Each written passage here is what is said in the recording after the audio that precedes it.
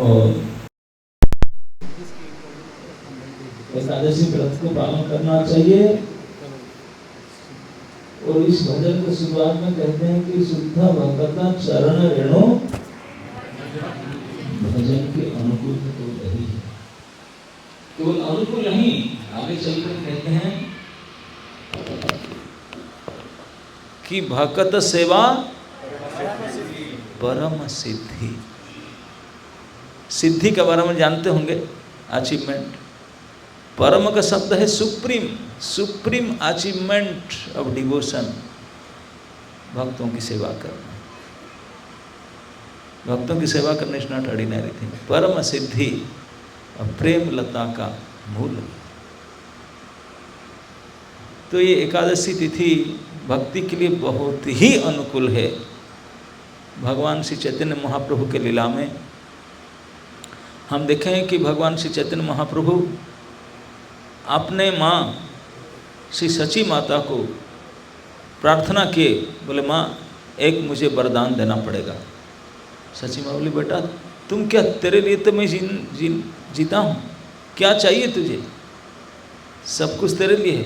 बोले नहीं, एक मुझे वचन देना होगा। क्या वचन दूँ बेटा बताओ ना। तुझे एकादशी व्रत पालन करना होगा। उससे पता चलता है कि शायद सची माँ एकादशी नहीं करती थी, क्योंकि आज भी कुछ लोग का ऐसे कहना विचार है, और तभी भी ऐसे विचार चल रहा था कि जो सधवा स्त्री हैं, सधवा स्त्री समझते हैं, जिनके पति प्रेजेंट हैं उनको सधवा कहते हैं, जिनका पति प्रेजेंट नहीं है उनको विधवा कहते हैं। बोलते हैं कि जो सधवा स्त्री है, जिनके पति है, उनको व्रत नहीं करना चाहिए। जब विधवा हो जाएंगे तब करेंगे व्रत। लेकिन भगवान स्वयं अपने माँ को उनको बाध्य किए, यदि उनके पिताजी थे। बोले ये सब बेकार है विचारधारा। प्रत्येक भक्त को, प्रत्येक वैष्णव को, प्रत्येक वैष्णवी को एकादशी व्रत अवश्य कर्तव्यम, अवश्य कर्तव्यम, ये शास्त्र का कथन है। बाकी कुछ भी व्रत आप करें ना करें, जितने तपस्या है, जितने व्रत है, जितने तिथि है, सभी के राजाधिराज व्रत शिरोमणि श्री हरिवासर एकादशी तिथि है। इससे बढ़कर कोई शुद्धकारिणी, इससे बढ़कर प्रभावशाली, इसके बढ़कर पवित्र करने वाली, कल्याणकारी और कोई व्रत, कोई तिथि, कोई तपस्या हो नहीं सकता, क्योंकि सीधा भगवान के प्रिय तिथि है हरिवासर। तो भक्ति भगवान के साथ संपर्क है, भगवान की सेवा के साथ रिलेटेड। तो इसलिए भक्ति के लिए सबसे अनुकूल ये हरिवासर एकादशी तिथि। उनको यथाशक्ति जत्न सहकार में करने के लिए हमारे सारे आचार्य हमको सलाह देते हैं। और ये जो एकादशी, जिसको भूमि निर्जला एकादशी कहते हैं, क्यों? भीम का नाम इसलिए दिया गया कि इस एकादशी के दिन मध्यम पांडव भीम भी फास्टिंग किए। अभी तक भीम एक भी दिन एक उपवास नहीं किए थे। महाभारत में इस प्रकार वर्णन आता है कि भीमसेन का एक नाम है ब्रुकोदर। ब्रुक उदरे जस्य स ब्रुकोदर। ब्रुक नामक एक एक्स्ट्रा अग्नि। हम लोग का कभी कभी भूख नहीं लगता तो डाइजेशन नहीं होता तो मंदाग्नि हो गया, अग्नि मंदा पड़ गया, अग्नि थोड़ा डल हो गया, पाचन नहीं हो पाता। लेकिन तो फिर कुछ मेडिसिन खाते हैं मध्यम तो डाइजेशन फास्ट हो जाता है, फिर भूख लगता है, खाते हैं।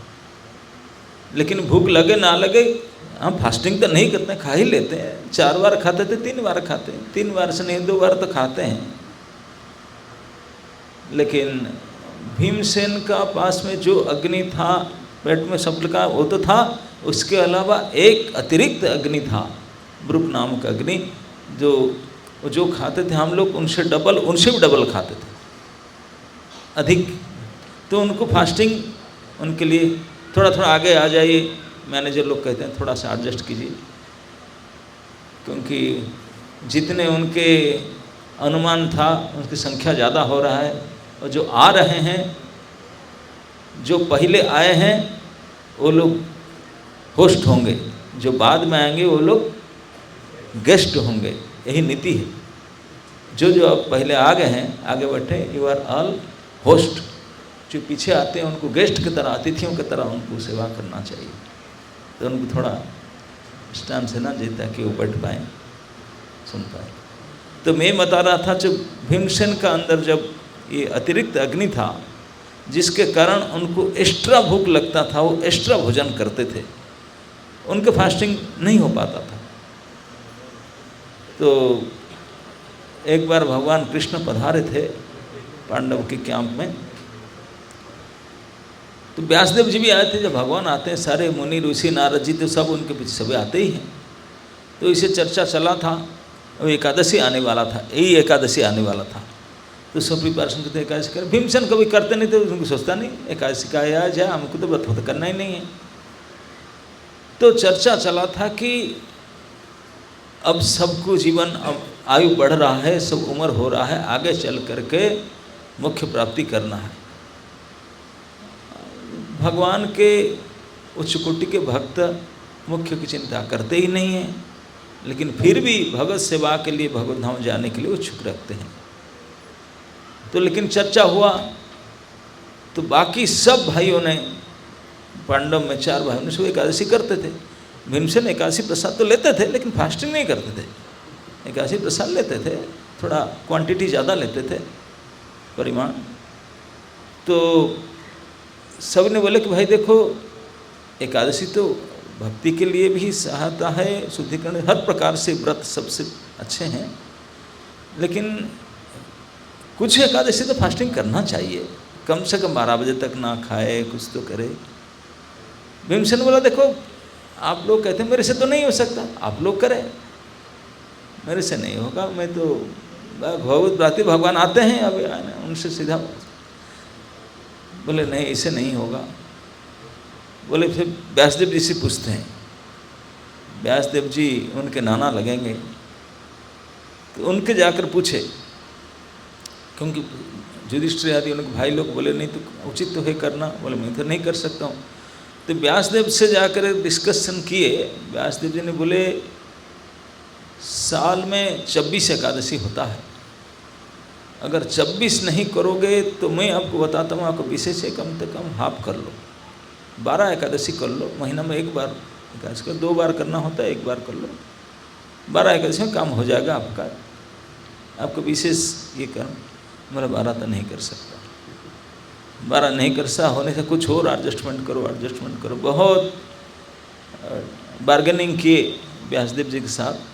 व्यासदेव बोले देखो, मैं आउट ऑफ द वे जा करके आपके लिए यही कर सकता हूँ, 50% और डिस्काउंट दे सकता हूँ। मतलब साल में 26 करना, 26 नहीं करेगा तो 50% दिया, 12 नहीं करेगा तो 6 तो करना ही करना है। उससे परे मैं हाथ उठा, मैं नहीं कुछ कर सकता। कोई शास्त्र, कोई उपाय, कोई आपकी हेल्प नहीं कर सकता। एकादशी व्रत के बिना कल्याण हो ही नहीं सकता। आपके विशेष स्थिति है, इसलिए कम से कम 6 एकादशी तो करना हो। भीमसेन बोले राम राम, 6 एक भी नहीं हो सकता, 6 कैसे हो? व्यासदेव बोले मैं कुछ नहीं कर सकता, अभी कृष्ण आए हैं, उनके पास जाओ, वो जाने। भीमसेन बोला ओके। तो प्राइवेट मीटिंग अपॉइंटमेंट लिए कृष्ण से, स्पेशल अपॉइंटमेंट प्राइवेट लेकर उनसे डिस्कस किए। बोले यू नो माई केस, आपको पता है मेरा स्पेशल केस है, मैं भूखा रह नहीं सकता, एक्स्ट्रा खा रहा हूँ। वो मुझे बोलते हैं कि आपका काम नहीं बनेगा जब तक एकादशी व्रत नहीं करेंगे, कि is it really compulsory, for me it is not possible. तो क्या किया जाए? बोले मैं व्यासदेव जी से बार्गेनिंग करके 6 तक ले आया हूँ, अब आप क्या कर सकते हैं बताइए। What you can do? Finally have come to you with full hope. आप क्या कर सकते हैं? भगवान कृष्ण बोले व्यासदेव ने ऑलरेडी कर चुके हैं, 6 बहुत किए हैं, ये आउट ऑफ दी वजह कितने कर चाहिए, बहुत है, इतना ही कर लो। नो नो, ये हो नहीं सकता, संभव ही नहीं है। भगवान बोले और क्या चाहते हो? हाँ, आप कुछ मदद कीजिए ना, चलो अब मेरे पास इतना कि तो मैं और काम कर देता हूँ, कम 4 तो कर लो। बोले नहीं 4 नहीं हो सकता, हो नहीं सकता, बार्गेनिंग चला, बोले 3, बोले नहीं, बोले 2, नो नो नो। तो भगवान बोले देखो एक तो करना ही पड़ेगा, उसके बिना मैं भी कुछ नहीं कर सकता, एक तो करना ही पड़ेगा, करना ही पड़ेगा, कुछ ना मैं भी कुछ नहीं सकता। भगवान स्वयं बोले मैं भी कुछ नहीं कर सकता अगर बिल्कुल उपवास एकादशी नहीं करो ना, एक एकादशी तो करना ही पड़ेगा। कौन सा एकादशी आप बोल दीजिए, कौन सा एकादशी भीम से बहुत दुखी होकर के एक्सेप्ट किए, क्योंकि भगवान और बच नहीं हो रहे थे। एक्सेप्ट बोले चलो बताओ कौन सा एकादशी में करूं आउट ऑफ 24। तो भगवान ने एक ऐसा एकादशी चुनकर बताया जो एक बार गर्मी के पीक समय में होता है, जून के महीना में जो आता है, ये एकादशी इसी को बताया। बोले लेकिन क्या नहीं, ये जो एकादशी गर्मी के पीक समय आता है, उस व्रत को ऐसे ऑर्डिनरी एकादशी करने से नहीं होगा। बोले क्या करना होगा ना, इस एकादशी का नाम ही निर्जला है, उसमें जलपान भी नहीं कर सकता। कोई बात नहीं, जल नहीं खाओ, जूस तो पी लूँगा। हमारा कई भक्त बोलते हैं हम पानी नहीं पीते हैं, फ्रूट जूस पीते हैं, दूध पीते हैं, निर्जला करते हैं, जल थोड़ी ना पीते। ये ऐसा नहीं है। भगवान का कहना है कि बाकी में तो सफला अगर आदि फल फल खा लेते हैं, यहाँ फल नहीं, फूल नहीं, यहाँ तक जल भी नहीं। जब जल कहने का मतलब no milk, no juice, nothing, no liquid, liquid fast, कुछ लिक्विड नहीं ले सके, यहाँ तक केवल पानी भी नहीं ले सकते, इसलिए इसको निर्जला कहा गया। जो जल भी नहीं खाएंगे, खाना पीना की बात ही क्या है, कुछ नहीं खा सकते, no liquid, no solid, nothing. और इस एकादशी करना है व्रत। भीमसेन बोले कैसे हो सकता, भगवान बोले नहीं करना ही पड़ेगा, उसके बिना कोई उपाय नहीं। किसी प्रकार से भीमसेन और कुछ आर्गू नहीं कर पाए, भगवान से आग्रह करना पड़ा, एक एकादशी करना पड़ेगा।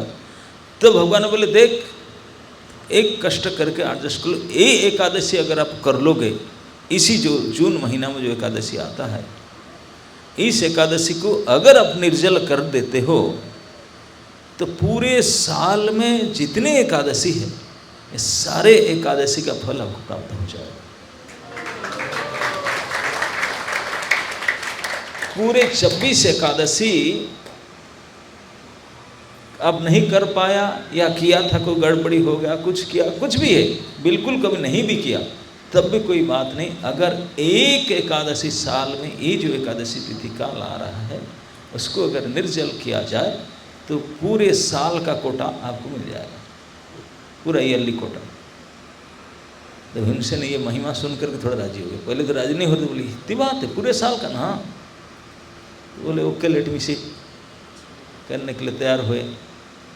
भगवान बोले जल, और निर्जल व्रत का बोले और थोड़ा डिटेल बता दे कैसे कैसे करना होगा।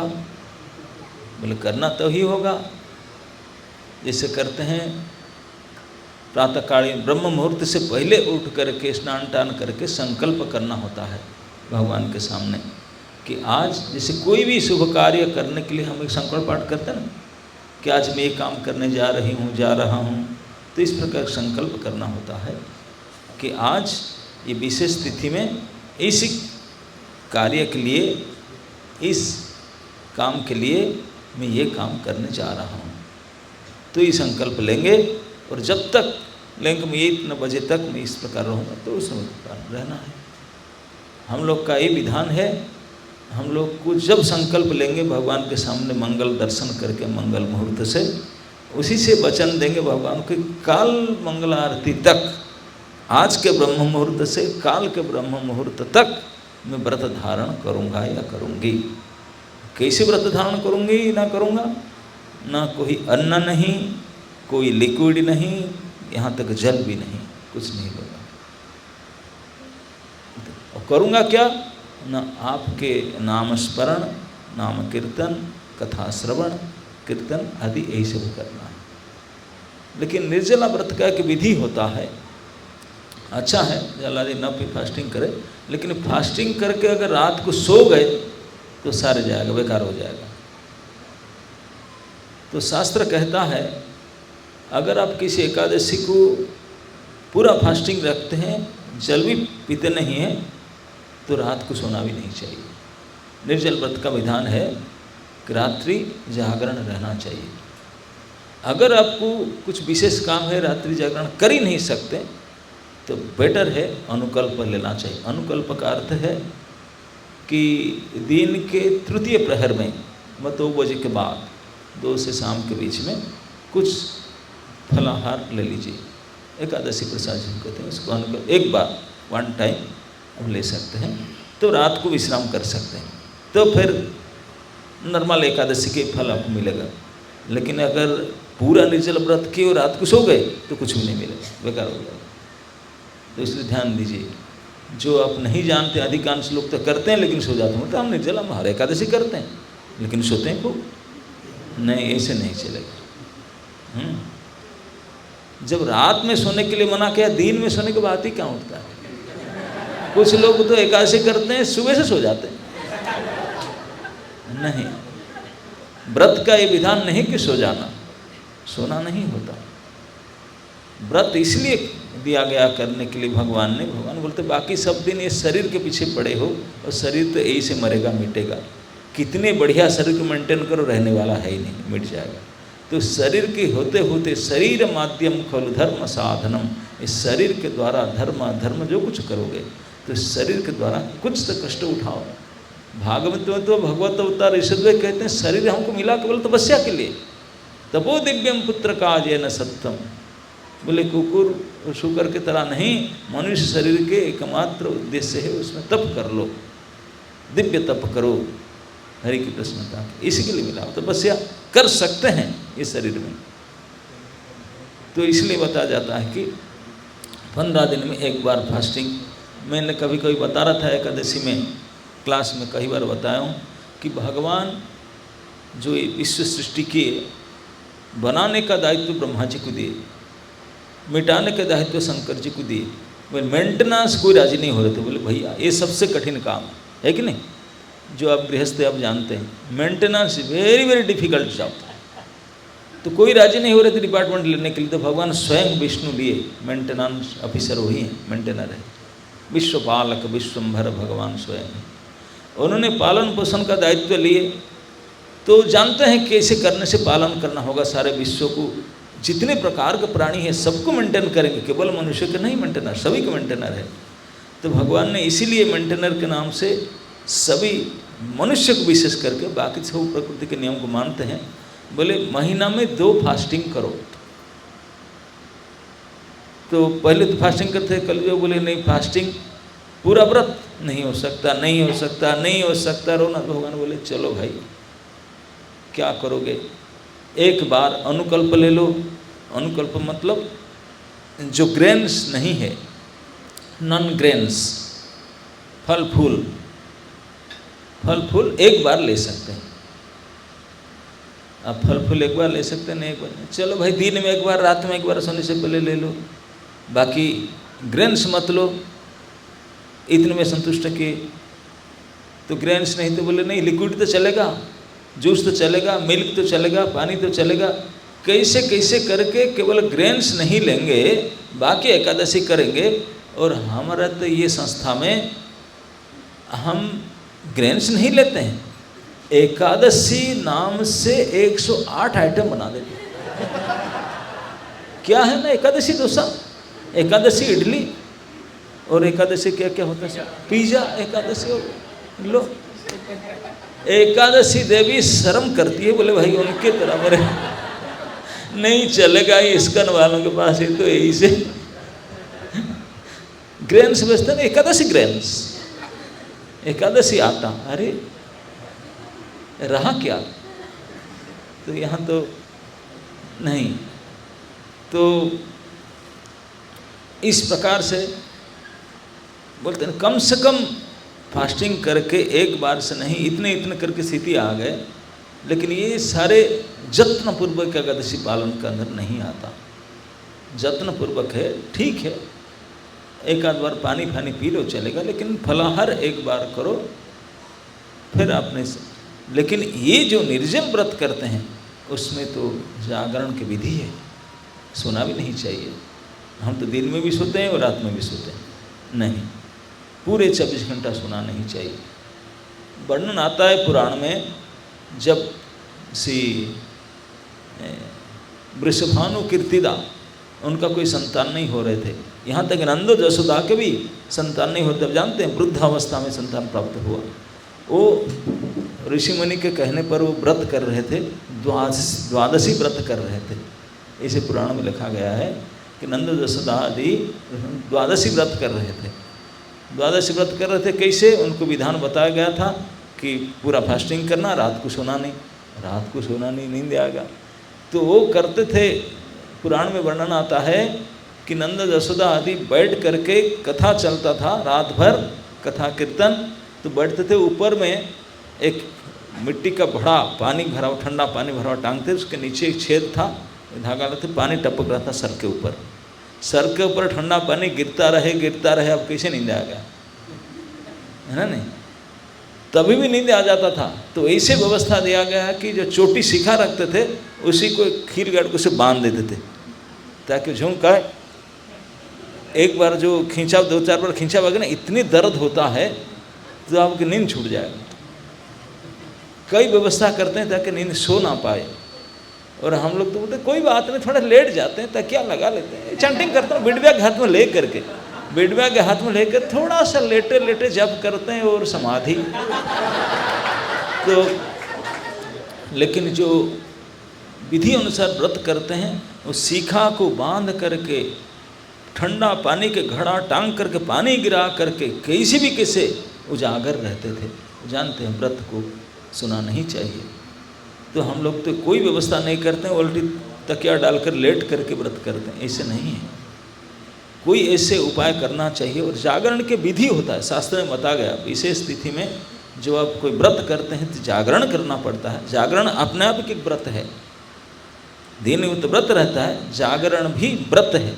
आप लोग जो कई लोग हैं यहाँ से जो एक नवरात्र में जागरण करते हैं ना, पता होगा आपको। जागरण क्या करते, दुनिया भर के कान खराब करते हैं, इतने हाई लाउड में फिल्म सॉन्ग चलाते, ओ हो बीमार कर कान। ऐसे जागरण की विधि नहीं है। जो शास्त्र में जागरण की विधि बताया गया, रात में जैसे दिन में भगवान के सुबह दोपहर संतरी संध्या आरती होता है, कथा, रात में भी ऐसा ही करना चाहिए। 2-3 बार कम से कम कथा कीर्तन आरती पूजा ऐसे, ताकि सब एक्टिव रहे, जागृत रहे। ये जागरण व्रत का विधि है। अंत में जब पारायण के समय आता है, स्नान टान कर प्रणाम किया। पारायण करने से पहले दूसरे को दान दक्षिणा भोजन देकर फिर खुद पारायण करे, इस विधान है। तो ये निर्जला व्रत के लिए जो भीमसेन को ये सब बताए भगवान ने, भीमसेन बड़ी से महिमा सुन करके साल भर का एकादशी का फल मिल जाएगा मुझे, तो तैयार तो हुए। भगवान बोले कि रात को सोना नहीं, बोला नहीं कोई बात नहीं, नहीं सोएंगे, लेकिन खाना में दिक्कत होता है, सोने में प्रॉब्लम नहीं, मुझे उजागर रह सकता हूँ। तो भगवान बोले चलो। जिस दिन एकादशी था भीमसेन उस दिन फास्टिंग किए 12 बजे तक तो कर लिए, 12 बजे के बाद सहन नहीं हुआ उन्हें। बोले और होना मुश्किल है, नहीं होगा, क्या करूं, ये बैठे हैं सामने। कृष्ण थे, बोले मैं छोड़ के नहीं जाऊंगा, जवाबदारी लिया तेरा क्योंकि बाकी सब बोल दिए कि हमारा विश्वास नहीं कि वो करेगा। भगवान बैठे थे, तो बोले ठीक है, मैं मध्याह्न जमुना स्नान करके आता हूँ। जो गंगा जी के जमुना जी किनारे थे, स्नान करने के लिए चले गए। और बोले हो यहाँ तो कोई घाट में तो कोई नहीं, डुबकी लगा कर अंदर पानी के अंदर पानी पी लूँगा, ये उनका विचार था। इसलिए स्नान करने गए थे, स्नान करने का इच्छा नहीं था, पीना ही नहीं। बोले पानी पी लूँगा, सामने बैठते हैं पीने नहीं देते हैं, तो अंदर डुबकी लगा कर अंदर से पी लूँगा। तो वही सोच करके जा करके जब अंदर डुबकी लगाए, भगवान को पता था अंतर्जामी है, वो जानते थे तो किसी प्लान करके जा रहा है स्नान करने के लिए, मध्याह्न स्नान। आप लोगों को कुछ ऐसे करते होंगे शायद, लेकिन भगवान ने अब जैसे डुबकी लगाए पीने के लिए, भगवान सामने दिखाई पड़े। ए क्या कर रहा है, अरे तुम इधर ना, मुझे पता था तुम ऐसे करने के लिए नहीं कर सकते। और उठ कर आना पड़ा, तो पीछे पड़ गया, पानी के अंदर भी आ गया, मैं जानता था पानी के अंदर ही आया, नहीं पी सकते। तो भगवान ने उनको साथ में रह करके पर्सनली उनके साथ में रह करके पानी के अंदर गार्डिंग करके जग करके फास्टिंग कराए उनको। वो तो हद हो गया। भीमसेन बोले और क्या पीछे पड़ गया, तो फास्टिंग करा। तो भगवान इतने उत्साह के साथ अपने भक्तों के साथ रह करके उनको उपवास कराते हैं। आप जानते हैं इसमें कहावत है शास्त्र में, आप भगवान शंकर को प्रसन्न करना चाहते हैं, उपाय है जलधारे शिव प्रिय। शिव के ऊपर 2-4 लोटा पानी चढ़ा दो, खुश हो जाएंगे, और कुछ नहीं। बस क्या चाहिए, बोल अभिषेक दे देंगे, केवल जलधारा। सूर्य भगवान को प्रसन्न करना है, सूर्य नारायण को नमस्कार करो 3 टाइम, सूर्य नमस्कार, खुश हो जाएंगे। लेकिन हमारे प्रभु भगवान विष्णु, वो पानी चढ़ाने से नहीं, प्रणाम करने से नहीं, उनको पूछे तो कैसे प्रभु खुश होंगे ना, तुझे फास्टिंग करना होगा। उपवास है विष्णु प्रिय, यही शास्त्र कहता है। जलधारे शिव प्रिय, नमस्कारे सूर्य प्रिय, उपवास है विष्णु प्रिय। भगवान बोलते हैं कि मुझे प्रसन्न करने के लिए तुझे फास्टिंग करना होगा, उपवास करना होगा। आप इसलिए जो भी भगवान के उत्सव आता है फास्टिंग करना पड़ता है कि नहीं। जन्माष्टमी फास्टिंग, नरसिंह चतुर्थी फास्टिंग, रामनवमी, अरे फास्टिंग फास्टिंग, कितने फास्टिंग कर। दूसरे संप्रदाय के लोगों से आप लोग का तो होता नहीं, फास्टिंग और फिस्टिंग, यही तुम्हारे 2 ही काम करते हैं, तो फास्टिंग करते हैं तो फिस्टिंग करते हैं। तो इस प्रकार से भगवान स्वयं कृष्ण भगवान ने भीमसेन के साथ रह करके उनको फास्टिंग कराए और रात्रि उजागरण भी कराते हैं। किसी प्रकार उनको व्यस्त रख करके रात्रि जागरण भी कराते हैं। भीमसेन को भगवान ने स्वयं उनके साथ रह करके व्रत करा दिए, इसलिए इस व्रत का नाम पड़ा निर्जला एकादशी नहीं, भीमी निर्जला एकादशी। भीम का नाम पर लिखा गया कि भीम भी किया, उसको रिकॉर्ड है, एटलीस्ट वंस इन ईयर, साल में एक बार भीमसेन ब्रुकोदर भी उसको किए। तो हम लोग तो ब्रुकोदर नहीं है, सुखोदर है, सूखा है हमारा, अग्नि सूख चुका है। तो हम लोग तो करने से कुछ नहीं है। और इस फास्टिंग के करने से ऐसा मत समझे तबीयत खराब होगा, तबीयत ठीक हो जाता है। अधिकांश देखते हैं इस प्रकार व्रत करने से स्वस्थ, शरीर स्वस्थ हो जाता है। आपके शरीर स्वस्थ क्या होगा, पूरे समाज के बहुविध कल्याण हो जाएगा। मैं बता रहा हूँ ना, भगवान पालक है पूरे संसार के, इसीलिए उन्हें व्रत रखे। अगर 15 दिन में 1 दिन हम लोग ग्रेन्स नहीं खाते, अब आप बताए, बहुत सीनियर माता जी बैठे, 1 दिन में आपके परिवार में 5-6 लोग हैं, कितने ग्रेन्स आप कुकिंग करते हैं पर डे? 2 टाइम खाते होंगे, रोटी बनाते होंगे, चावल बनाते होंगे। 1 किलो, 2 किलो, 1.5 किलो, आधा किलो, कितने ग्रेन्स यूज करते होंगे आपके परिवार? एक परिवार 1-8 किलो तो यूज करते होंगे। 1 किलो मान लो, अगर 5 आदमी घर में होंगे, सुबह और दोपहर या शाम को डिनर को छोड़कर 2 टाइम तो बनाते होंगे ग्रेन्स। तो 200 ग्राम करके, ऐसे तो नहीं 100 ग्राम भी करो तो 500 1 किलो तो यूज करते होंगे ग्रेन्स। तो 1 किलो, अब कितने परिवार हैं इस केवल भारतवर्ष की? भारतवर्ष में कितनी पॉपुलेशन है? हाँ, 140 करोड़। 140 करोड़ व्यक्ति अगर हर 15 दिन में ग्रेन्स नहीं खाएंगे तो कितना किलो ग्रेन्स एक्स्ट्रा हो जाएगा, अंदाज लगाइए। तो कभी भूखमरी नहीं हो सकता, मेंटेन हो, जानते हैं हम नहीं मरेंगे, लेकिन दुनिया में कभी अनाज का कमी नहीं पड़ेगा। अगर 200 ग्राम हम 15 दिन में एक बार ना खा बचा कर रखें तो कितने ग्रेन्स एक्स्ट्रा हो जाएगा। इसलिए भगवान ने रखें कि 1 दिन अब ग्रेन्स नहीं खाओगे, मरोगे नहीं, शरीर अच्छा रहेगा, लेकिन संसार में कभी अनाज का कमी नहीं पड़ेगा। ये पालन करने वाले वो नियम दिए हैं, इसलिए सबको करना चाहिए। प्रत्येक पशु पक्षी, प्रत्येक प्राणी के कल्याण के लिए हमको बाकी कुछ नहीं कर सकते हैं, 15 दिन में एक बार कम से कम अन्न नहीं खाना चाहिए। ये अन्न बचना चाहिए सारे जगत जीवों के कल्याण के लिए। ये विष्णु ने ये नियम दिए हैं, इस नियम को पालन करना चाहिए। लेकिन हम तो करते तो है नहीं, जैसे कुछ ना कुछ खा लेते हैं इसके बहाने में। तो कम से कम एक बार, वंस इन ए ईयर, इस व्रत को ठीक से पालन करना चाहिए और पूरा उपवास रखना चाहिए और रात्रि भी उजागर रहना चाहिए। तो ये विशेष व्रत ये सदा से आया है और जो लोग भक्ति में आ गए हैं, जो एकादशी में थोड़ा, मैं एकादशी व्रत करता हूँ, अनेक, अब तो सभी भक्त लोग एकादशी करते हैं, लेकिन खा पी कर करते हैं, कोई कोई पूरा फास्टिंग भी करते हैं, निर्जला भी हर एकादशी करते हैं। लेकिन हर एकादशी निर्जला के साथ रात्रि उजागर भी करते होंगे, मुझे पता नहीं, कई लोग करते भी होंगे जब तक। बाकी 64 राउंड चैंटिंग, ये भी एक महत्व है। कभी कभी हम लोग जानते हैं लक्ष्य नाम, भगवान ने कहे थे लक्ष्य नाम जो लेते हैं भगवान उनके घर में आते हैं प्रसाद लेने के लिए। तो लक्ष्य नाम हम तो करने पर 16 माला में रात पूरा हो जाता है, हो नहीं पाता, और 64 क्या करें। लेकिन कभी कभी जो 64 आप करते हैं तो कितने आनंद लगता है आपको, वाह आज मैंने किया। पता नहीं आप लोग से सभी लोग किए कि नहीं, लेकिन कोई कोई किए होंगे तो बहुत अच्छा महसूस होता है। और फास्टिंग भी करना, उसके बाद चैंटिंग भी करना और सोना भी नहीं, ये तो भाई बहुत बड़ी तपस्या है।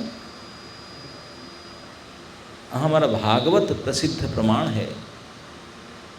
भक्त श्रेष्ठ महाराज परीक्षित अभिमन्यु नंदन, जब उनको ब्रह्मशाप लगा तो उन्होंने आसन, चक्रवर्ती से राजा थे, आसन ले सकते थे, लेकिन बहुत खुशी होकर के जानबूझ करके सब कुछ दायित्व जन्मेजय को, अपने बेटे को दे करके स्वयं गंगा तट पर आए। ये हमारे महाजन है। परीक्षित महाराज वो व्यक्ति है जिनको माँ के गर्भ में भगवान घुस करके दर्शन दिए थे। मात्र गर्भ में, उत्तरा के गर्भ में प्रवेश कर गए थे भगवान, और उनको दर्शन दिए थे। ब्रह्मास्त्र में जल चुके थे, उनको जिलाए दर्शन दे करके। ऐसे भगवत कृपा से सिक्त महाराज परीक्षित, उनको जब उपवास करना हुआ, व्रत रखना हुआ, तो उन्होंने कौन सा जगह बेस्ट प्लेस चूज किए, गंगा तट को। तो इसलिए कुछ सालों से हम अपने जो साथीगण है, तो उनको मैंने यही बोला कि अगर हम लोग को व्रत करना ही है, पूरे जल आदि नहीं पिएंगे, तो फिर सबसे उचित स्थान है गंगा के तट। क्योंकि हमारे आचार्य भक्त श्रेष्ठ महाराज परीक्षित इस स्थान को चुने, गंगा तट को। गंगा जी के महिमा में काली बता रहा था, आप सब जानते हैं। साक्षात भगवान के चरण धुवन जल है, चरणादुक है।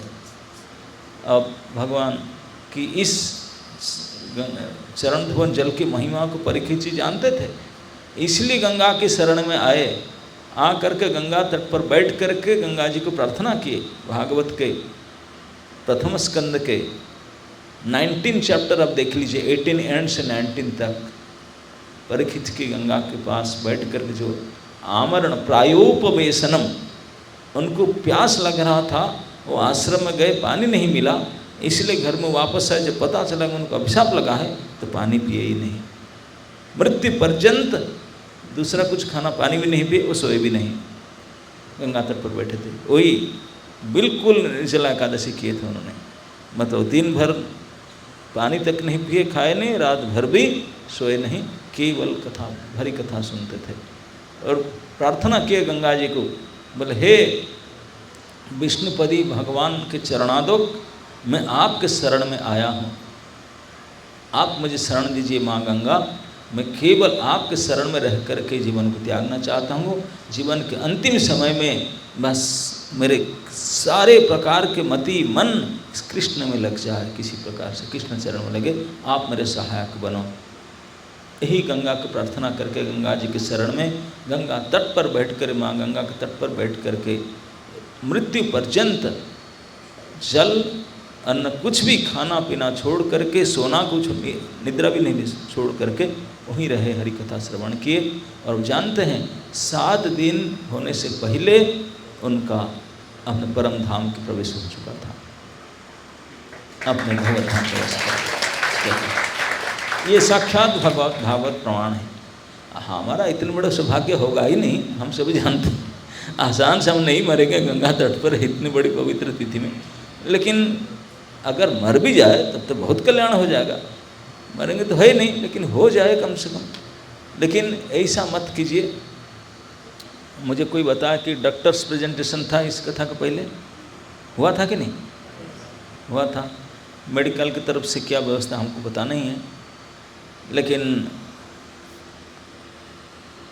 अच्छा तो ही है, प्रयास किया जाए इस व्रत को ठीक करने के लिए। शास्त्र में मतलब 6 साल से नीचे, 6-8 साल से नीचे शिशु, 70-75 साल से ऊपर वृद्ध, 80 साल से ऊपर वृद्ध, और जो व्याधिग्रस्त बीमार लोग, ये तीनों को डिस्काउंट दिया गया है। इन तीनों को डिस्काउंट से अगर बाकी किसी को नहीं, बाकी सबको करना चाहिए। केवल इन लोगों को, शिशु, वृद्ध और बीमारी व्याधिग्रस्त जो बैठे हैं, उन तीनों के लिए उनका मेडिसिन लेना, कुछ करना, उनके लिए छूट थोड़ा बहुत है। लेकिन ये छूट है खाने पीने में, चैंटिंग करने में नहीं। चैंटिंग तो सबको करना पड़ेगा, लेकिन इसमें से छूट दिए हैं। लेकिन जो हम ना तो शिशु है, ना इतने वृद्ध है, ना व्याधिग्रस्त है, तो हम लोग तो प्रयास करना चाहिए। अगर किसी हिसाब से अब देखते हैं कि शरीर बहुत संगीन होने जा रहा है, तो ऐसा जिद्दी पकड़ कर व्रत नहीं करना चाहिए कि व्रत करोगे वो दूसरे दिन, एक द्वादशी के दिन हॉस्पिटल ICU में एडमिशन होंगे जाकर। ऐसा नहीं करना चाहिए, क्योंकि हमारे गोस्वामीगण सिखाते हैं कि तपस्या तो करना चाहिए, नियम को पालन करना चाहिए, लेकिन नियम के पालन का एक उद्देश्य होना चाहिए, है ना? नहीं नियमाग्रह नहीं तो हमको लग जाएगा। नियम अग्रह, नियम आग्रह। नियम को नहीं मानना, नहीं हम नहीं करेंगे, तब भी ये दोष है, भक्ति हानि होता है उसमें, भक्ति विनश्यति, भक्ति का विनाश होता है। और नियम को आग्रह, केवल नियम को पालन करेंगे, नियम के लक्ष्य को भूल गए, तभी भी भक्ति का विनाश करता है। तो हम लोग को इतने ढीठ नहीं होना चाहिए कि सेंसलेस होने तक हम करेंगे, खाएंगे नहीं। अगर शरीर असुस्थ पता चलता है तो जल आदि पी करके भजन कीजिए, जप कीजिए, अगर शरीर साथ देता है तो पूरा कीजिए, क्योंकि शरीर के ले करके, शरीर के द्वारा ही हमको धर्म अधर्म पालन करना होगा। तो जिनके शरीर जैसा है इसी के हिसाब से व्रत करना चाहिए, है ना?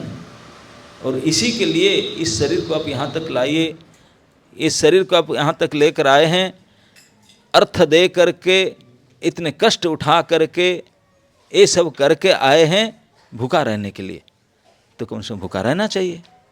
जब इतने दूर से आए, इतने परिश्रम करके कष्ट उठा भूखा ही रहने के लिए, तो फिर भूखा क्यों नहीं रहा जाए, है ना? नहीं, अवश्य भूखा रहने से दूसरे दिन उसका बदला लेंगे, ऐसा बात नहीं छोड़ देंगे। तो इस बार की जो ये 2025 की ये जो तिथि है,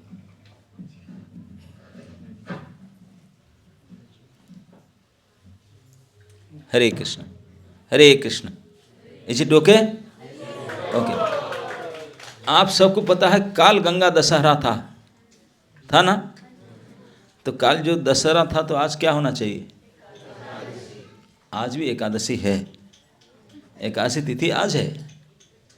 लेकिन हमारा वैष्णव मत में एकादशी माना जाता है अगर एकादशी तिथि में सूर्य उदय हो, सूर्य उदय के समय और एकादशी तिथि रहे, तो आज एकादशी तिथि सूर्य उदय में भी था। रात को 2 बजे 2:30 बजे के बाद एकादशी शुरू हो गया था। तो आज विधिवत एकादशी है आज, लेकिन हम विधिवत अन्न खाए हैं और खाएंगे। बोलेंगे ऐसा क्यों? क्योंकि इसी बार की ये जो काल की तिथि आ रहा है, वो एकादशी से भी और महत्वपूर्ण है। वो द्वादशी है, व्यांजुली महाद्वादशी है, क्योंकि ये तिथि में, काल की तिथि में एकादशी और द्वादशी दोनों सूर्योदय में रहते हैं। ये संधि विशेष तिथि है, एकादशी भी है और द्वादशी भी है। अब जो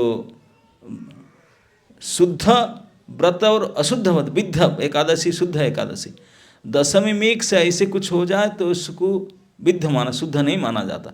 द्वादशी के साथ मिला हुआ एकादशी हो तो शुद्ध माना जाता है, अति शुद्ध है। तो इसलिए जो बड़े बड़े राजा महाराजा उनको कैलकुलेशन में गड़बड़ है तो बोले कि डाउट मत लो एकादशी में, बेटर द्वादशी करो, नहीं तो एकादशी में अगर कभी विद्ध एकादशी हो गया तो आसुरी गुण बढ़ेगा। जब हिरण्याक्ष के साथ लड़ाई हो रहा था बराहदेव का, तो बराहदेव के युद्ध से भगवान बराहदेव का हाथ से वो गदा छूट गया। देवता लोग सोचने बोले प्रभु ये क्या हो रहा है, आपका हाथ से अस्त्र कैसे गिर गया, असुर आप कैसे? बोले मैं क्या करूं, आप लोग सब गलत व्रत कर रहे हैं, असुर शक्ति बढ़ रहा है। कैसे न बोले विद्ध एकादशी कर रहे हैं। विद्ध एकादशी मतलब दशमी युक्त एकादशी कर रहे हैं, जो एकादशी दशमी का मिक्स है, इस प्रकार एकादशी कर रहे हैं, इसलिए आसुरी शक्ति बढ़ रहा है। बोले शुद्ध एकादशी क्या है ना, अगर एकादशी का द्वादशी मिक्स होता है तो शुद्धतम एकादशी होता है, इसी में देव शक्ति बढ़ता है। तो आप लोग दिव्य शक्ति वृद्धि करना चाहते हैं तो यही कहा गया, बहुत महत्वपूर्ण वो एकादशी व्रत है जिस एकादशी के साथ द्वादशी मिक्स हो और सूर्योदय में दोनों हो। तो पूरे कई साल के बाद ये एक विशेष एकादशी व्रत जो काल होगा, एकादशी प्लस द्वादशी महाद्वादशी व्रत है। इसलिए वैष्णव लोग आज ना करके काल पालन करते हैं, मंजलि महाद्वादशी व्रत। तो काल विशेष है।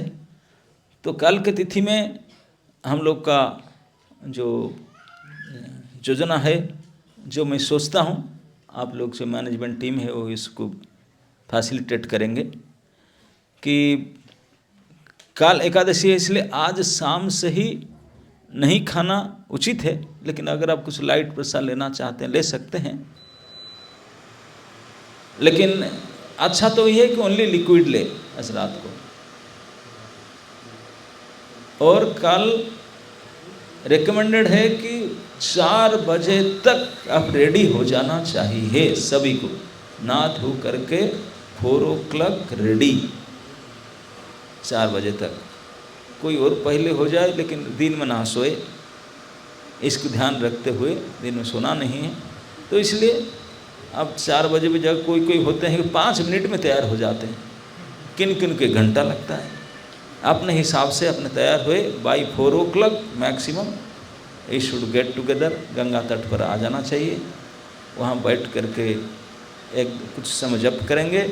उसके बाद मंगलारती टाइम, ऑफिशियल टाइम 5 बजे मंगलारती होगा। उसके पहले कम से कम कुछ राउंड हो जाना चाहिए। 4 AM is get together time. आपको सब मैसेज आया होगा sir, Jalaram Ghat 4 AM is get together time कल सुबह। और 5 बजे वही मंगलारती होगा। 15 मिनट्स मंगलारती है। उसके बाद में सभी को विधिवत संकल्प कराया जाएगा। संकल्प तो आप आज ही से हम कर रहे हैं। ये ऑलरेडी मन से संकल्प आज ही क्या, जिस दिन से रजिस्ट्रेशन किए महीने पहले से उस दिन ही संकल्प कर चुके हैं। लेकिन वहाँ कल गंगा जी के तट पर निताय गौर सुंदर और शालिग्राम तुलसी जी और साक्षात विष्णुपति माँ गंगा की सामने उनके चरण पास में बैठ करके ये संकल्प प्रतिज्ञा लेंगे कि आज इस व्यांजलि महाद्वादशी तिथि में हम इतने माला जप करेंगे और अन्न जल ग्रहण नहीं करेंगे, उजागर भी रहेंगे। कब तक? न काल मंगला तक। किस लिए करेंगे इतने भारी काम? उद्देश्य भी बता जाएगा किस उद्देश्य में कर रहे हैं। आपका मन में जो चल रहा है वो वैसे नहीं मन में कर सकते, लेकिन जो ऑफिशियली बता जाएगा। केवल विशुद्ध अनन्य भक्ति उद्देश्य में ये हम करते हैं और कुछ नहीं, क्योंकि ये भक्ति की जननी है एकादशी तिथि। और इससे उचित स्थान कहीं नहीं मिलेगा। ये भागवत प्रमाण से प्रसिद्ध सबसे उचित स्थान है गंगा तट। एक तो गंगा के तट, दूसरे हरि के द्वार है ना। नहीं, हरि के पास जाने के लिए पहले स्टेप यहीं से शुरू हो रहा है। ऐसे पवित्र स्थान गंगा के तट और साक्षात इतने सारे वैष्णव भक्त और तुलसी शालिग्राम विग्रह के सामने इस ब्रह्म मुहूर्त में इस बैठ करके ये पवित्र व्रत को संकल्प को धारण करके फिर हम जप आदि करेंगे। सभी को चरण में यही अनुरोध है, जिस व्यक्ति ने, प्रभु ने, माता जी ने इस जप में आए हैं, इस यहाँ आने का एक ही उद्देश्य है, हम लोग कल everybody will try to chant 64 rounds, not less than that, maybe more than, minimum 64। और 64 राउंड चैंटिंग करने के लिए जो जनरल टाइम लगता है, क्योंकि हम जानते हैं कितने भी थोड़ा आँख नाक कान में हाथ लगा करके चैंटिंग करने से एक राउंड में 8 मिनट लगता है कि नहीं? ले दे करके आधा घंटा में 4 माला होता है। 4 माला इन हाफ एन आवर, 8 माला 1 घंटा, 16 माला 2 घंटा और 64 माला 8 घंटा लगेगा। तो अगर हम 5 बजे से लेकर के 8 घंटा कितना होता है?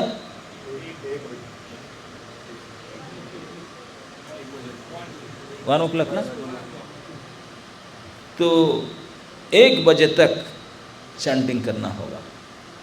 किसी किसी का और थोड़ा टाइम लगता है, 2 बजे तक करो, 1:30, एटलीस्ट 1:30 2 o'clock बाय मैक्स सबका हो जाना चाहिए। बीच में अगर कोई जाके सो गया, कुछ इधर उधर किया, ये सब नहीं करेंगे। तो सुबह अगर आप गंगा स्नान करना चाहते हैं, दैट इज प्राइवेट बेदिंग, या क्या प्लानिंग में, आई डोंट नो, कल गंगा बेदिंग का कोई सुबह का प्लान है क्या? टाइमिंग दोपहर का है ना, सुबह तो नहीं है ना? 12 बजे है। तो 12 बजे के बाद फिर चैंटिंग करने के लिए टाइम दिया जाएगा 1-2 घंटा और। तो 12 बजे एक स्नान है, मध्याह्न स्नान। जो लोग जल्दी से जब शुरू करेंगे तो उनका 12 बजे तक पूरा भी हो जाता है कोटा। तो कम से कम मध्याह्न स्नान, गंगा स्नान करने दिया जाएगा। उसके बाद फिर चैंटिंग, एटलीस्ट फिर सेशन कब शुरू होता है? 3:45। तो कम से कम 3 बजे तक आप चैंटिंग करेंगे स्नान के बाद भी। उसके बाद थोड़ा इधर उधर कोई घूमना अपना, सोना नहीं है, नो स्लीपिंग, रेडी करके 3:45 से फिर यहीं एकत्रित होंगे। यहाँ पर आना होगा। कल मंगला आरती कहाँ घाट पर है ना? मंगला आरती जी नियर बेदिंग घाट ना, घाट में है मंगला आरती। तो 3:30 बजे कल दोपहर में 3:30 में यहीं एकत्रित होंगे। 3:30 से सेशन शुरू होगा। कुछ आप 64 राउंड सबका पूरा हो जाना चाहिए तब तक, और कथा कीर्तन शुरू होगा। वो 3:30 से शुरू होगा, 5 कितने बजे पारायण है, मतलब 5 मंगला आरती तक वो कंटिन्यू रहेगा। पूरा रात कार्यक्रम बंद नहीं होगा। वैरायटी सब कार्यक्रम है, रंगी बिरंगी कार्यक्रम है। बीच बीच में कथा रहेगा, अलग अलग व्यक्तित्व कथा करेंगे, अलग अलग विषय लेकर कथा करेंगे। कथा के बीच में कीर्तन भी रहेगा, कुछ कल्चरल प्रोग्राम, ड्रामा भी है। अभी कुछ हमारा स्टूडेंट्स हैं, वो लोग ड्रामा की तैयार कर रहे थे, और भी कुछ सीनियर जूनियर सबको अलग अलग ड्रामा भी करेंगे।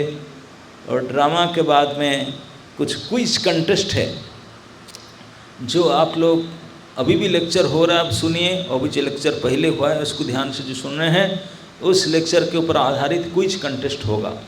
आप जितने भी उपस्थित होंगे सभी को सही डिजाइन से कुछ किया जाएगा व्यवस्था। कैसे करेंगे डिजाइन, सोचेंगे वो लोग, कहते लोग, क्योंकि जागा तो हम लोग पहले जो निर्जला एकादशी करते थे इसी स्थान पर करते थे 3-4 साल से, लेकिन इतनी संख्या में लोग नहीं होते थे। ज़्यादा से ज़्यादा 100-200 तक बहुत हो गए, 200 लोग हो गए, 100-150-200 लोग। तो हम लोग के हल होता था, उसमें 3-4-5 ग्रुप बैठ करके ड्रामा कथा कीर्तन करते थे। लेकिन इस बार तो जगह ही नहीं हो रही, फुल हो गए। पता नहीं रात भर यहीं करेंगे क्या और कहीं करेंगे, ये तो फुल लगता है। ऐसे क्विज करने के लिए कैसे करेंगे, ग्रुप कैसे बनेगा? सब पैक्ड अप, अलग अलग जगह बैठने के लिए। पता नहीं, ये कुछ ब्रेन स्टॉर्मिंग करेंगे कैसे किया जाएगा। क्विज की व्यवस्था है, घंटा 2 घंटा क्विज होगा, फिर कीर्तन होगा, और नाना प्रकार के ऐसे कुछ कार्यक्रम बनाया गया कि पूरे रात आपको जागृत रखने के लिए नाना प्रकार के कार्यक्रम व्यवस्था किया गया है, ताकि हम रात भर जागृत रहे, सुबह गंगा स्नान करके मंगला करके फिर बदला लेने के लिए टूट पड़े। आपको पारायण में दिया जाएगा कुछ पानीय, ताकि पित्त शांति हो जाए आपका, कुछ ऐसे पानक में दिया जाएगा। उसके बाद में फिर आपको भोजन दिया जाएगा, फिर सोने के लिए टाइम दिया जाएगा। 4-5 आवर्स आप पूरा सेंसलेस हो जाइए। उसके बाद में फिर लंच प्रसाद दिया जाएगा, और उसके बाद में एक क्लास रखेंगे या जाएंगे, वो लोग अथॉरिटी लोग डिसाइड करेंगे, आप लोग मैसेज आएगा। मतलब इस प्रकार की इस कैंप का रूपरेखा है। तो दोबारा आप जो भी आए हैं, जहाँ से अनेक मैं देखता हूँ पहली बार इस कैंप में आए हैं, जो कुछ लोग हैं जो हम 4-5 साल से कंटिन्यूस आते हैं, और पहली बार जो कैंप हुआ था गंगा तट पर हुआ था, सब बारिश हुआ था। अभी तक मेरे ख्याल हर एकादशी हम देखते हैं, जहाँ जिस साल हम किए हैं हर साल बारिश होता है, पता नहीं कल भी हो सकता है, निश्चित बारिश होता है। और जब बारिश हो ना हो, फास्टिंग तो हमको करना हो, पानी तो पीना ही नहीं होगा। भले इंद्र भगवान पानी डाल दे, हम पानी नहीं पिएंगे, है ना नहीं। तो लेकिन बहुत संतुष्टि होता है इस व्रत को करके। पूरा दिन भूखा और प्यासा रह करके, रात अनिद्रा रह करके भगवान के इतने अधिक नाम जप करना, भगवान के लिए श्रवण कीर्तन कथा और उनके क्विज कंटेस्ट से सब भाग ले करके, जीवन में कभी कभी ऐसे दिन भी होना चाहिए, ऐसा समय भी होना चाहिए जहाँ दिन रात खाना पीना सोना सब छोड़ कर केवल हरि की समय लगे रहे, हरि में लगे रहे, हरि कथा में, हरि चिंतन में, हरि सेवन में। बाकी जिंदगी भर तो खाने सोने पीने में ही जीवन बीत गया। कम से कम साल में एक दिन तो ऐसा हो जिसमें खाना पीना सोना त्याग करके प्रभु के लिए करें। और प्रभु के लिए करने का इतने उचित स्थान, इतने बढ़िया पवित्र स्थान और कहाँ हो सकता है। एक तो गंगा के तट, हरिद्वार, और इतने पवित्र तिथि और इतने सारे भक्तों की गैदरिंग। तो इसी के पूरा आपका जो फ़ायदा लेना है, बेनिफिट लेना चाहिए। फिर नेक्स्ट कैंप 1 साल के बाद पता नहीं हम जीवित रहें ना रहें, कैसे होगा क्या होगा। लेकिन इस बार के ये 2 दिन जो व्रत अभी से मन में बैठा लीजिए। किसी प्रकार के शारीरिक तकलीफ, क्योंकि तपस्या करने के लिए आए हैं, तो मान लो ठाकुर जी ने अभी से तपस्या शुरू करवा दी है, ऐसे मान करके उसको एडजस्ट कीजिए। और क्योंकि ये कैंप आए हैं आनंद लेने के लिए नहीं, कष्ट उठाने के लिए आए हैं। हम पेमेंट करके आए हैं एवं तकलीफ उठाने के लिए, कष्ट उठाने के लिए। जब कष्ट करने के लिए आए हैं तो फिर क्या परेशानी है? परेशानी होने के लिए तो आए हैं, वही पेट भर परेशानी होने के लिए, है ना नहीं। तो इसलिए फिर चिंता क्या करना। हम सबसे बड़ा कष्ट है हमको खाना ना मिलना, पीना ना मिलना, सोने का भी ना देना। यस, ना खाओगे ना पियोगे ना सोओगे, अरे भाई यस, इसके लिए पेमेंट भी करना पड़ेगा। तो ये काम की विशेषता है।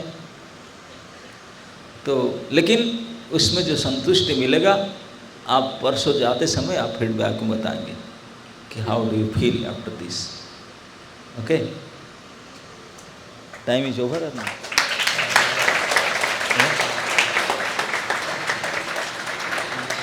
किसको कुछ पूछना है, प्रश्न है या कुछ बोलना है? यस,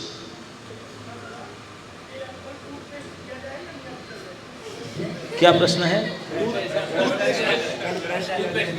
हाँ, ये अच्छा प्रश्न है। आप कल 3 बजे 3:30 बजे से पहले तक पानी पी सकते हैं, ब्रश कर सकते हैं और जो जो करना है कर सकते हैं, क्योंकि संकल्प लेंगे हम 4 बजे के बाद। तो टिल 3:30 AM आपको जितने लीटर पीना है पी लीजिए, जितना खाना है खा लीजिए, जितने बार ब्रश करना है कर लीजिए। फिर नेक्स्ट डे जो व्रत उद्यापन करते हैं, ब्रश करने का प्रश्न उठता है, काल नहीं है, परसों उठता है। जो लोग निर्जला व्रत करते हैं, मैं उनको बता देता हूँ, आप लोग से नहीं जानते इस बात, हम लोग करते हैं, हम पता है। उस दिन जैसे परसों, जिस दिन व्रत पूरा होगा उस दिन, क्योंकि 5 बजे तक तो पारायण के समय है, ब्रश कैसे करेंगे? ध्यान देना, ब्रश नहीं करना है। काल कर सकते हैं, परसों ब्रश नहीं करना होगा। परसों उठ करके स्नान करने से पहले आज से कलेक्ट कर रख लीजिए कुछ नीम पत्ता वगैरह सूखा, उसी को हाथ से इसे चुबा करके इसे कर लेना। नो ब्रश, नो दांतुन। नीम के पत्ता, ये शास्त्र में जो बताया मैं यही बताता हूँ, यही शास्त्र के विधान है। जो पूरा व्रत करते हैं, नीम के पत्ता तोड़ करके नहीं है, नीचे जो गिरा हुआ है, नीचे नीम के पेड़ के नीचे जो पत्ता पड़ा होगा, उससे कुछ पत्ता उठाकर रख लीजिए। उस पत्ता को चुबाना, 5-7 पत्ता को चुबा करके हाथ से दांत घिसना, वो फिर लकड़ी से इसे करे, वो मुँह साफ करना। यही विधि है शास्त्र के अनुसार व्रत पारण के दिन। यही नो ब्रश नथिंग, यही उपाय करना है ना। और पानी वानी तो पिएंगे जब पारायण समय हो जाएगा, मंगला के बाद, लेकिन इस प्रकार विधि। और किसी को कोई प्रश्न है? यस,